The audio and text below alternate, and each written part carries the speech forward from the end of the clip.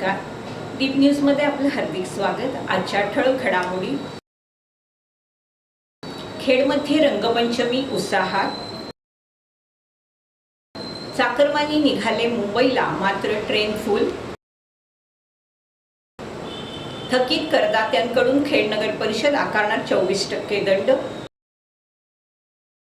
उद्योजक सदानंद उर्फ आप्पा कदमांनी लावलेला बॅनर नगर परिषद प्रशासनानं पोलीस बंदोबस्तात उतरवला. आणि 1 एप्रिल पासून कर प्रणालीमध्ये विविध नियमात बदल. खेड शहरात शनिवार 30 मार्च रोजी रंगपंचमी उत्साहात साजरी करण्यात आली.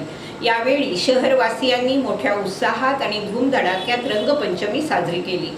शहरात विविध ठिकाणी रंगपंचमीचा उत्सव साजरा करण्यासाठी विविध मंडळाकडून रंग उत्सवाचं आयोजन करण्यात आलं होतं. यामध्ये रंगानं भरलेल्या ड्रम, पिचकाऱ्या आणि रंगपंचमीसाठी साऊंड सिस्टीमसह रेन डान्सची देखील विशेष सोय करण्यात आली होती. रंगपंचमी उत्साहात साजरी करण्यासाठी विविध मंडळांसह राजकीय पक्षाचे पदाधिकारी देखील प्रयत्नशील असल्याचं पाहायला मिळालं.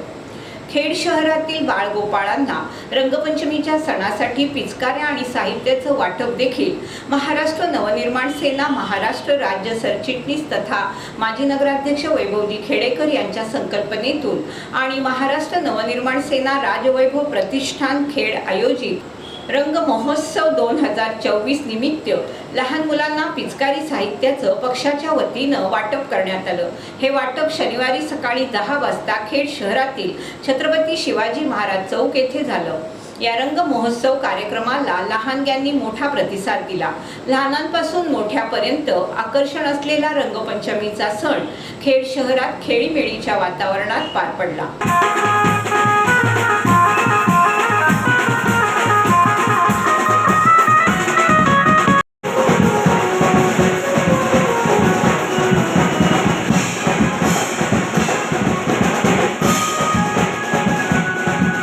दरवर्षीप्रमाणे याही वर्षी राजवैभव प्रतिष्ठानच्या माध्यमातून होळी आणि रंगपंचमीच्या निमित्तानं या खेड शहर आणि परिसरातल्या लहान मुलांसाठी पिचकारी आणि रंग वाटपाचं काम 20 वर्षे या ठिकाणी करतो आहोत.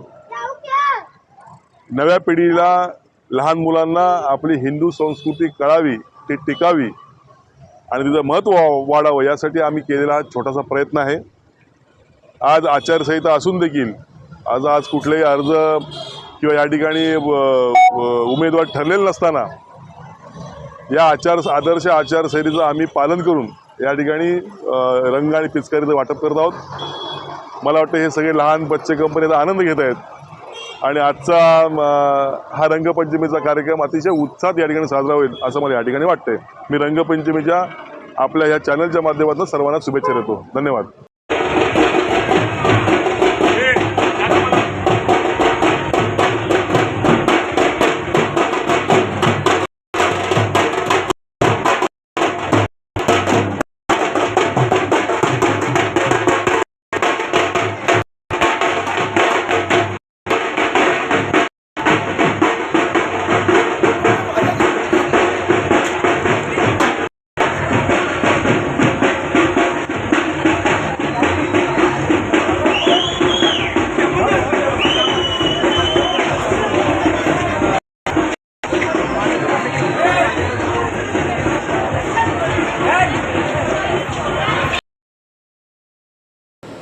शिमगा उत्सवाची सांगता रंगपंचमी खेळून काल खेडमध्ये करण्यात आली.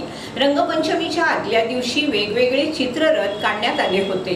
सीमेवर काळकाई मातेची पालखी आल्यानंतर जल्लोषात तिचं स्वागत करण्यात आलं. यावेळी पालखी नाचवण्याचा आनंद भाविकांनी घेतला. दरवर्षीप्रमाणे रंग खेळून झाल्यानंतर रात्री 9 वाजता पाथरजाई देवीची पालखी सीमेवर येते. मानकरी आणि भाविकांनी यावेळी पालखी नाचवण्याचा आनंद घेतला. हे पाहण्यासाठी भाविकांनी खूप गर्दी केली होती.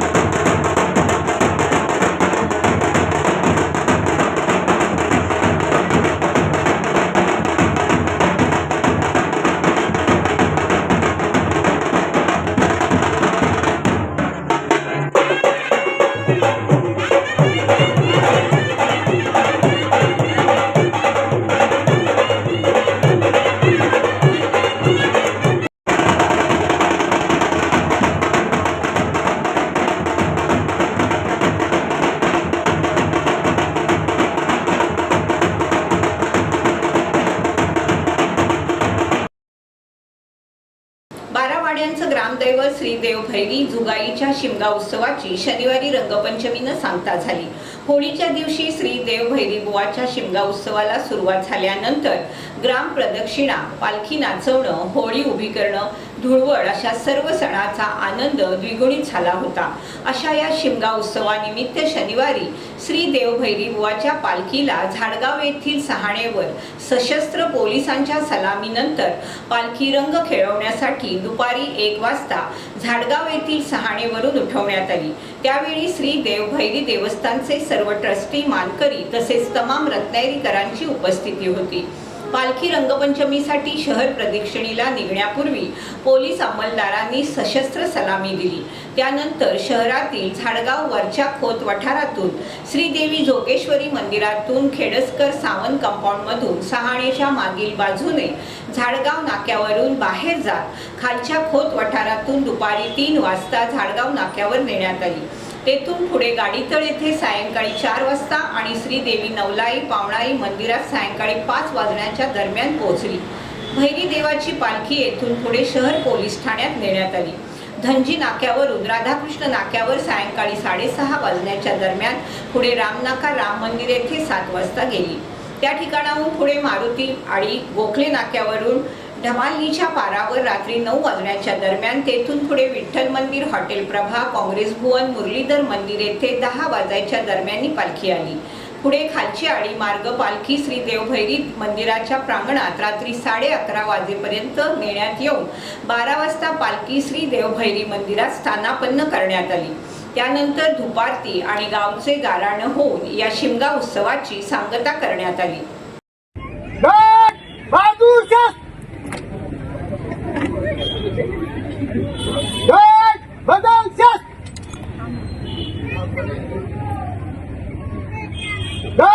विसर्जन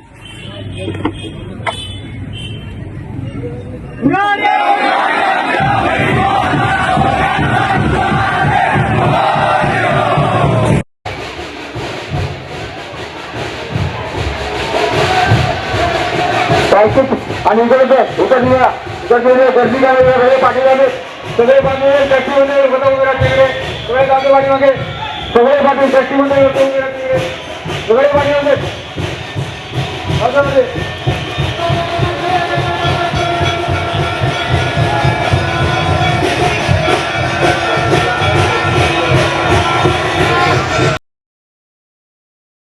कोकणात दरवर्षी लाखोंच्या संख्येने चाकरमानी शिमगा उत्सवासाठी दाखल होतात।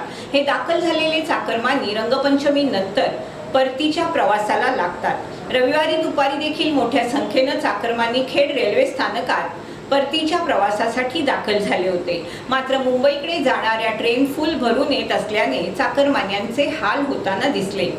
गणेशोत्सव आणि शिमगा हे कोकणात प्रमुख सण साजरे केले जातात।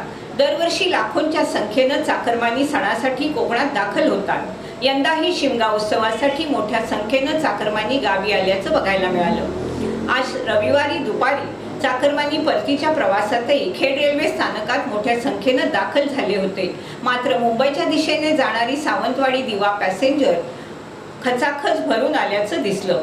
यावेळी खेड स्थानकात उभ्या असलेल्या चाकरमान्यांना गर्दीमुळे ट्रेनमध्ये शिरता देखील आलं नाही। दरवर्षीप्रमाणे यंदाही चाकरमान्यांना परतीचा प्रवास हा ताटकळत करावा लागणार हे मात्र निश्चित। खेड नगर परिषदेने थकीत पाणीपट्टी धारकांची नळ कनेक्शन तोडण्याची मोहीम हाती घेतली होती। आता थकीत करदात्यांकडून वसुली करण्यासाठी दंड थोपाटले असून थकीत रकमेवर वार्षिक 24% दंड आकारण्याचा निर्णय घेतलाय। खेड नगर परिषदेने मालमत्ता करासह पाणीपट्टी, घरपट्टी कराची रक्कम वसुली करण्यासाठी कंबर कसली असून यासाठी पथकेही कार्यरत आहेत। थकीत पाणीपट्टी धारकांचं नळ कनेक्शन बंद करण्याच्या मोहिमेनंतर आता नगर परिषदेनं थकीत रकमेवर प्रतिमाहा 2% म्हणजे वार्षिक 24% दंडाची रक्कम आकारण्याचा निर्णय घेतलाय। थकबाकीदारांना कराची रक्कम भरण्यासाठी वारंवार सूचना करूनही नोटीस बजावून देखील करदाते त्याकडे दुर्लक्ष करीत असल्याने खेड नगर परिषदेने 31 मार्च नंतर नगर परिषद अधिनियम 1965 कलम 150 अनुसार प्रति महिना 2% म्हणजे वार्षिक 24% दंडाची आकारणी केली आहे। यात कुठल्याही प्रकारची सूट दिली जाणार नसल्याचं स्पष्ट केलंय। दरवर्षीप्रमाणे यंदाही नवीन आर्थिक वर्षाच्या सुरुवातीलाच म्हणजे 1 एप्रिलपासून विविध नियमात बदल करण्यात येत आहेत। त्यामध्ये कर प्रणालीपासून विविध नियमांचा समावेश असून याचा फटका सर्वसामान्यांच्या खिशाला बसणार आहे। प्रत्येक नवीन वर्षात विविध प्रकारचे नवे नियम लागू करण्यात येतात। यंदाही 1 एप्रिलपासून काही नियमांच्यात बदल होणार असून त्याचा त्रास मात्र सर्वसामान्यांना होणार। यामध्ये सर्वप्रथम कर्मचारी भविष्य निर्वाह निधीच्या नियमात महत्त्वाचे बदल होणार असून यामुळे खातेदारांना नोकरी बदलल्यानंतर जुन्या खात्यातून नवीन PPF खात्यातून पैसे ट्रान्सफर करण्याची गरज पडणार नसून ते ऑटोमॅटिक होणार आहेत। तसेच नॅशनल पेन्शन सिस्टीममध्ये लॉग इन करण्यासाठी PFRDA कडून 2 फॅक्टर ऑथेंटिकेशन लागू करण्यात येणार आहे। यामुळे पेन्शनचं खातं सुरक्षित राहणार असून केवळ आधार OTP द्वारे खात्यात लॉग इन करता येणार आहे। तिसरा सर्वात महत्त्वाचा बदल म्हणजे नवीन कर प्रणाली लागू करण्यात येणार असून जर तुम्ही कर भरत असेल तर तो भरताना जुनी कर व्यवस्था निवडली नाही तर नवीन कर व्यवस्था आपोआप निवडली जाईल। यामुळे शासनाच्या धोरणानुसार जो कर लागेल तो भरावा लागणार आहे। यामुळे सर्वसामान्य जनतेच्या खिशाला चाट बसणार हे मात्र नक्की। रत्नागिरी जिल्ह्यातील पाली ते रत्नागिरी दरम्यान असलेल्या मुंबई गोवा राष्ट्रीय महामार्गावर डिझेल सांडत जाणाऱ्या वाहनाला अडवून त्याची कान उघाडणी करत रत्नागिरी मनसे पदाधिकारी अमोल श्रीनाथ यांनी हा प्रकार थांबवला। यामुळे महामार्गावर मोठा अनर्थ होण्यापासून टळला आहे। याबाबत मिळालेल्या माहितीनुसार मनसेचे रत्नागिरी शहर संघटक अमोल श्रीनाथ हे 29 मार्च रोजी जिल्ह्यातील पाली ते रत्नागिरी असा प्रवास आपल्या सहकाऱ्यांसमवेत मुंबई गोवा महामार्गावरून करत होते। यावेळी त्यांना डिझेलचा उग्र वास येत असल्याचं जाणवलं। त्यांना महामार्गावरून जाणारी पिकअप गाडी डिझेलनं भरलेलं बॅरल घेऊन जात असून त्यातून डिझेल सांडत असल्याचं निदर्शनास आलं।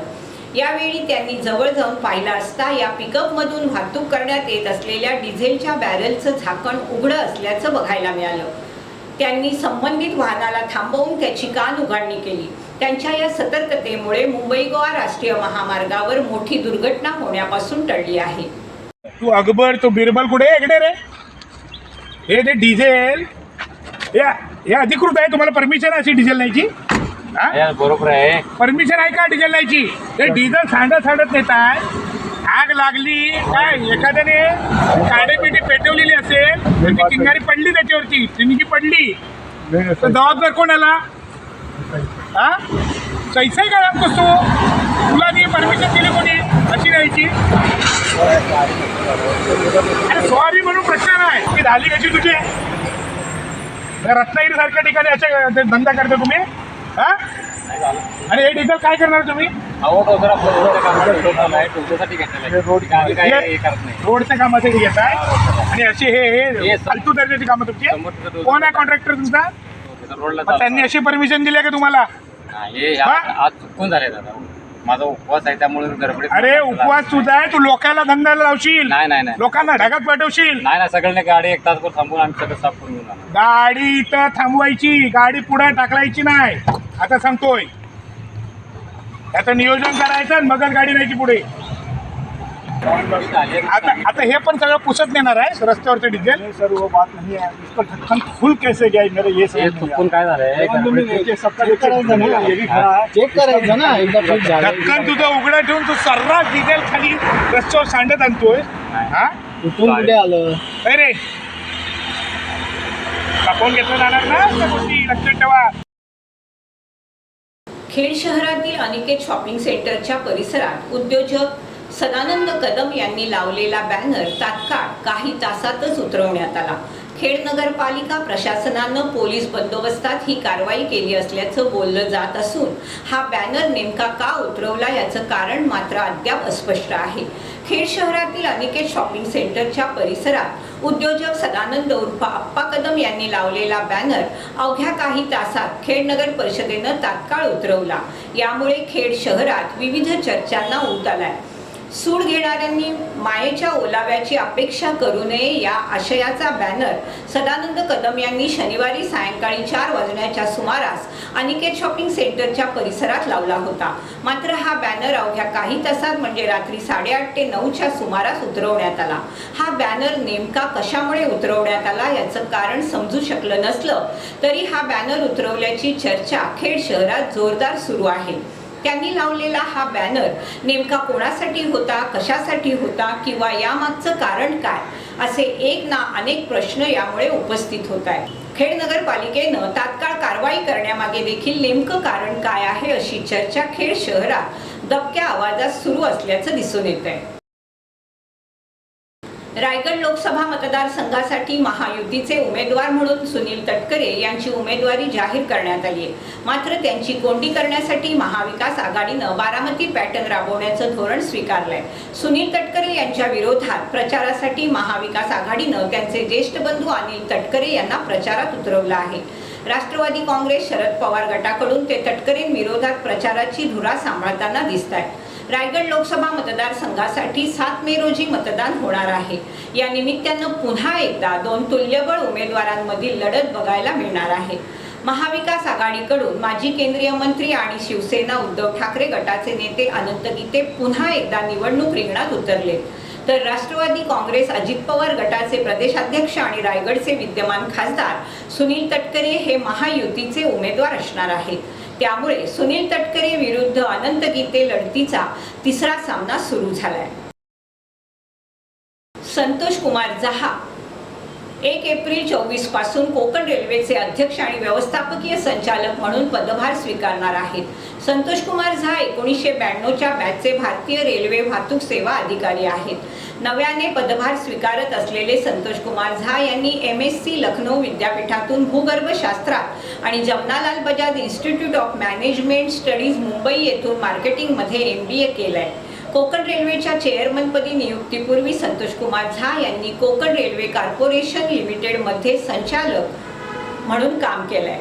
त्यांना ऑपरेशन्स, इन्फ्रास्ट्रक्चर प्लॅनिंग आणि बिझनेस डेव्हलपमेंटमध्ये 28 वर्षाचा समृद्ध अनुभव आहे. संतोष कुमार झा यांनी रेल्वेच्या प्रमुख विभागामध्ये ऑपरेशन्सचे प्रमुख पद भूषवलं आहे आणि लॉजिस्टिक क्षेत्रातील महत्त्वपूर्ण व्यावसायिक युनिट्सचं नेतृत्व केलंय. रेल्वे आणि लॉजिस्टिक क्षेत्रातील व्यावसायिक आणि व्यवसाय विकास भूमिकांमध्ये त्यांना 15 वर्षापेक्षा जास्त काळाचा अनुभव आहे. संतोष कुमार झा 1 एप्रिल रोजी कोकण रेल्वेच्या बेलापूर येथील मुख्यालयात अध्यक्ष आणि व्यवस्थापकीय संचालक म्हणून पदभार स्वीकारत आहेत. खेडची ग्रामदेवता खेडजाई रेडजाई देवीच्या पालखीचं भडगाव, उसरेवाडी, नक्षेवाडी येथील श्रीकृष्ण मंदिरात आगमन झालं. श्रीकृष्ण मंदिरात देवीची खडा नारळानं भाविकांकडून ओटी भरण्यात आली. श्रीकृष्ण मंदिरातून भडगाव शेवरवाडी येथील विठ्ठल रखुमाई मंदिरात पालखी निघाली. शेवरवाडीला जायच्या आधी भडगाव चाकाळे सीमेवर गाराणं घालण्यात आलं. याचबरोबर वेळ झाली इथेच थांबण्याची. आपण पाहत रहा आपली लाडकी वाहिनी दीपवाहिनी.